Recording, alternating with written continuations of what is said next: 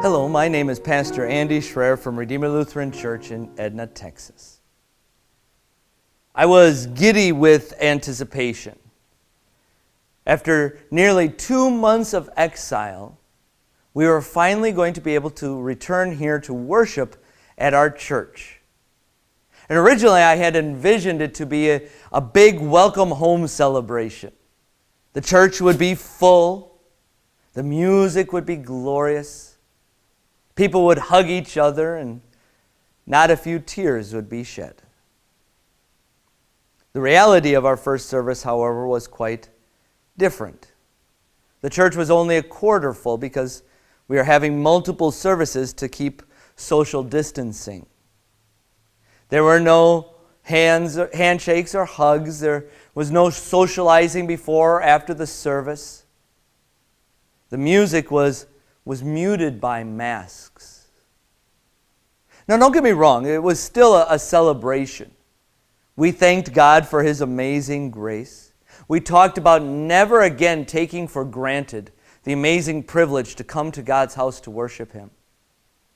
We said and sang the words of Psalm 122, "I rejoice with those who said to me, 'Let us go to the house of the Lord.'"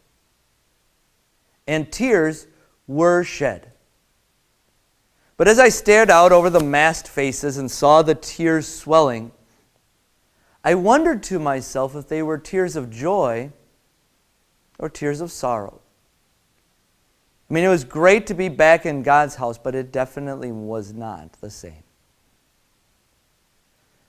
2,600 years ago, God's people, the children of Israel, found themselves in a markedly longer and less luxurious exile.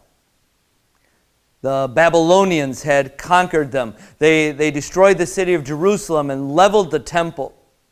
The people were carried off into exile for 70 years. At the end of those 70 years, God brought His people back, and they were allowed to rebuild their home, the city of Jerusalem, and most importantly, the temple. And after they had laid the foundation of the temple, all the people gathered together for a dedication service. And Ezra the priest tells us that as they sang their songs of praise to God, a great shout for joy went up from the people. But mixed in that crowd of celebration was the older generation, those who had seen the original temple in all its glory as children. And they wept. They cried as they saw the foundation and realized it was going to be nothing compared to Solomon's glorious temple.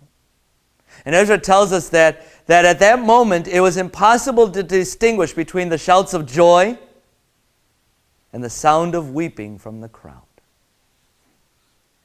The children of Israel's return to Jerusalem was a bit like our going back to church this last Sunday. It was great to be home and celebrating and worshiping in God's house. But it wasn't quite the same. We had mixed emotions. It was bittersweet. You know, experts say that even as we return to our lives after this pandemic, many things won't be the same. There's going to be a new normal. And it's not always going to be easy, and it's going to be frustrating, and we're going to miss the way things used to be at times. But that happens in our world, doesn't it? Our world is a mixed bag of emotions. Things are often bittersweet. Even as we celebrate God's blessings, we also struggle. We also hurt. We also deal with pandemics and sickness and natural disasters and floods. But through it all, God's promises hold true. He promises to be with us every moment of every day. He promises to forgive us all the junk and garbage we do in our lives. He promises to make everything in our lives work out for our good. Even pandemics, even sickness, even floods.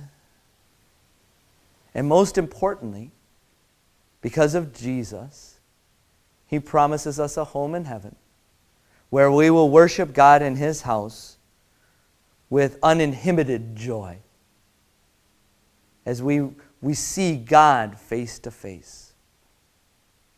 So as you return to the new normal, as you return to your churches to worship God, understand that it's going to be great, but it's also not going to be the same. And you're probably going to have mixed emotions. It will be bittersweet. But go back to church. Go back to God's Word.